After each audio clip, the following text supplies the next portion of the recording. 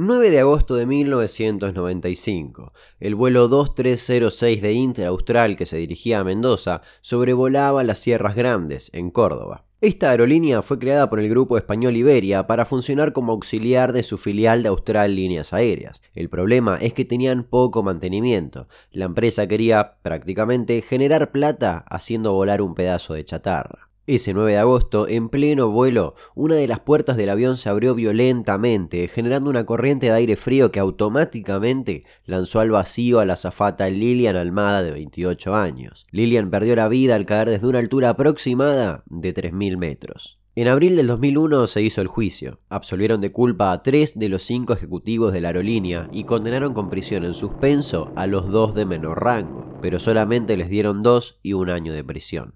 Ahora nos vamos al 10 de octubre de 1997. El vuelo 2553 de Austral Líneas iba de Posadas a Buenos Aires. Los pilotos tenían excelentes antecedentes, tanto de vuelo como en el simulador. A mitad del vuelo, el avión comenzó a caer prácticamente en picada hasta impactar en una zona rural en Uruguay. Murieron 74 personas, no sobrevivió nadie. La empresa automáticamente se atajó diciendo que los pilotos fueron imprudentes al meterse de lleno en una zona de tormenta. Para entender este accidente es importante saber un par de cosas. Cuando vas en avión no tenés una sensación de velocidad como en el auto. Por lo tanto, la única manera de saber a qué velocidad vas es con el velocímetro. Y este velocímetro funciona con los tubos pitot, que toman aire e inflan un diafragma. A mayor velocidad, más se infla el diafragma y el indicador marca más velocidad. Simple. Pero cuando se vuela dentro de nubes que tienen una temperatura entre menos 15 y 0 grados centígrados, comienza a formarse hielo en varias partes del avión, incluidos estos tubos pitot. Por lo tanto, todo el avión, incluidos estos tubitos,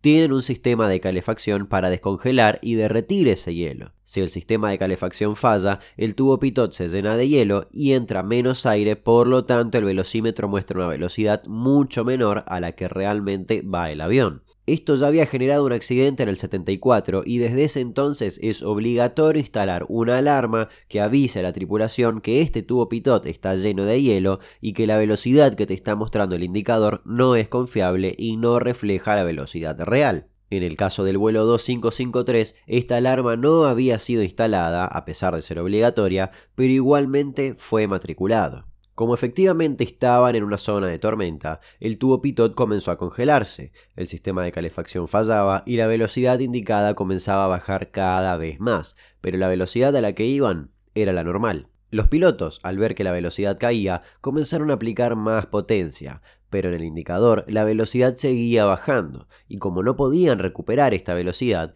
comenzaron a solicitar descenso al aeropuerto, pero nadie le contestaba. Mientras ellos creían que el avión perdía velocidad, cada vez se aceleraba más y más. Tal y como habían aprendido, sacaron los slats para mantener la sustentación, pero iban tan rápido que uno de estos slats se desprendió y eso generó que el avión comience a caer en espiral. Para ese momento los pilotos ya no podían hacer nada. Durante la caída el pitot se descongeló y el indicador mostró la velocidad real a la que iban. En 3 segundos pasaron de 350 kilómetros a 850. Se estima que el avión impactó a unos 1100 kilómetros por hora. Al tocar tierra, el avión se desintegró por completo. Dejó un cráter de 15 metros de diámetro y 8 de profundidad. Sus restos se esparcieron a 800 metros a la redonda. En la caja negra quedó registro de la desesperación de los pilotos. Son 40 segundos donde ambos sabían el final. Si sos impresionable, te recomiendo que saltees estos 45 segundos porque son un poco fuertes.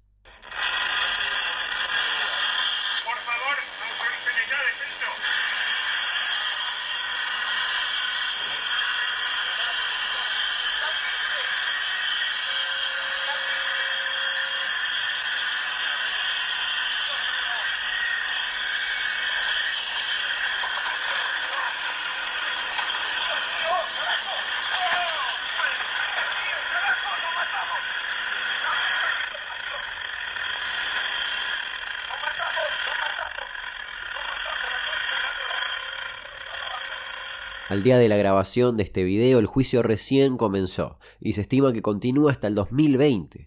El juicio llega cuando ya muchos de los imputados y testigos murieron. Igualmente, viendo los antecedentes y casos como el siguiente, cuesta creer que habrá justicia. 31 de agosto de 1999, el vuelo 3142 del APA salía de Buenos Aires a Córdoba. Un vuelo simple de no más de 1 hora y media. Llevaba 98 pasajeros y 5 miembros de tripulación. El avión era del año 1970 y había pasado el mantenimiento sin problemas y estaba en condiciones de volar, supuestamente. A las 20:54 comenzó el despegue. Sonó una alarma que indicaba que los flaps no habían sido extendidos, pero los pilotos la ignoraron y continuaron. El avión aceleró y continuó el proceso de despegue, pero la nave nunca levantó vuelo y continuó su carrera más allá de los límites del aeropuerto.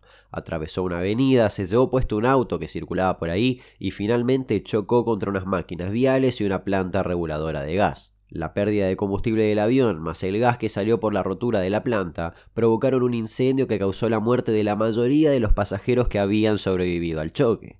En total, 65 muertos y 34 heridos. En menos de 1 hora, los noticieros y programas de televisión solo hablaban de una cosa. Se estrelló avión en negro que... Destruida, un auto 147 totalmente destruido. Federal, conjuntamente también de la Gendarmería Nacional que están prestando auxilio. Pero nos acabamos de enterar, terrible accidente en el aeroparque metropolitano acá de la Ciudad de Buenos Aires. Ahí si querés puedes bajar, está totalmente liberado porque como hay todo un vallado, la gente no puede cruzar hasta ahí. Bueno, del lugar está distante 40 metros.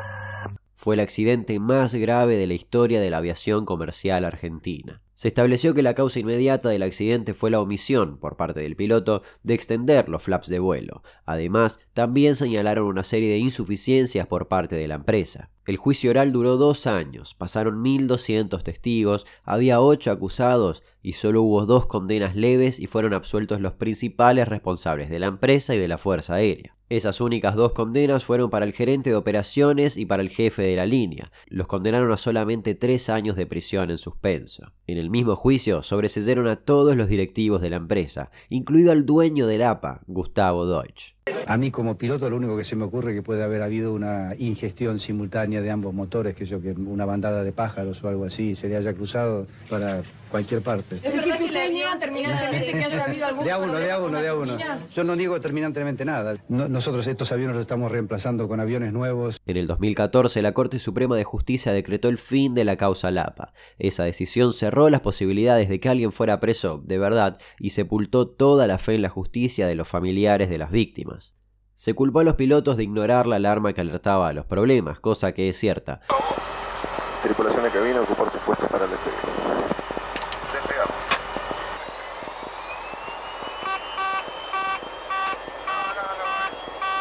¿Quién sigue ahora? Falta Charlie. Bueno, Charlito. Ocupamos y despegamos. Ya la paz.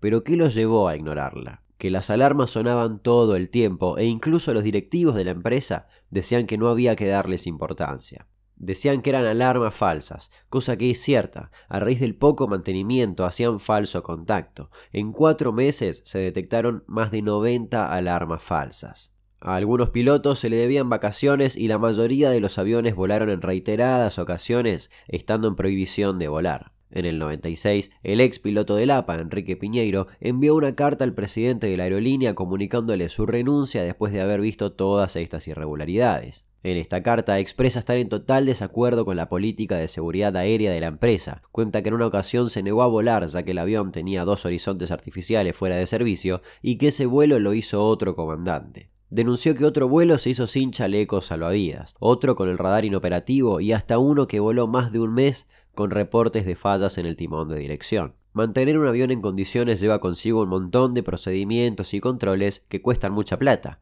Salteándolos, la empresa ahorra, pero arriesga mucho. Años después de esta carta, la tragedia. Una tragedia que todos los directivos veían venir, pero todos ignoraron. En la cabina no se cumplieron todos los procedimientos antes de iniciar el despegue. Una vez que sonó la alarma, acostumbrados a manejarse de esa forma, culpa del mal manejo de la empresa, la ignoraron. Si te interesa saber más sobre este caso en particular, te recomiendo la película Whisky Romeo Zulu, de Enrique Piñeiro, el piloto del que hablábamos, así como también Fuerza Aérea Sociedad Anónima, del mismo director. Ah, y una cosa más, podrás llamarlo destino, casualidad, karma o como quieras. Pero irónicamente, el dueño del APA, Deutsch, el que quedó libre del accidente a pesar de tener parte de la culpa, murió en el 2014 cuando la avioneta que estaba piloteando se cayó sobre una casa en el Nordelta. Si me permite decirlo también, creo que también somos víctimas nosotros de este accidente. Señor Deutsch, 2 palabras solamente. 4 años del accidente del APA. ¿Qué tiene para decirles a los familiares? Que lo siento mucho. ¿Usted considera que cometió algún error? ¿Está arrepentido de algo? Para nada, es un error humano, son cosas que pasan. El juez parece no pensar eso. Dice que la compañía no tenía en cuenta el riesgo que corría al no tener un adecuado mantenimiento. El mantenimiento estaba 100% bien, al contrario, estaba mejor que en Aerolíneas o cualquiera de las otras líneas aéreas. ¿Fue solamente un error de Weiger? Totalmente. ¿Y por qué tomaron a un piloto que era capaz de despegar sin darse cuenta de que había una alarma que le indicaba que los flaps no se habían accionado? Lo tomamos antes de que lo hiciera. Hacía 2 años que no tenía vacaciones y había pilotos que hacía 6. No es cierto, son invenciones como lo demás que usted me dice. Espero que les haya gustado esta edición de Historias Innecesarias. De más está decir que el avión sigue siendo el medio de transporte más seguro que hay, pero lo que nos queda para preguntarnos es, ¿realmente las cosas cambiaron? Hasta luego.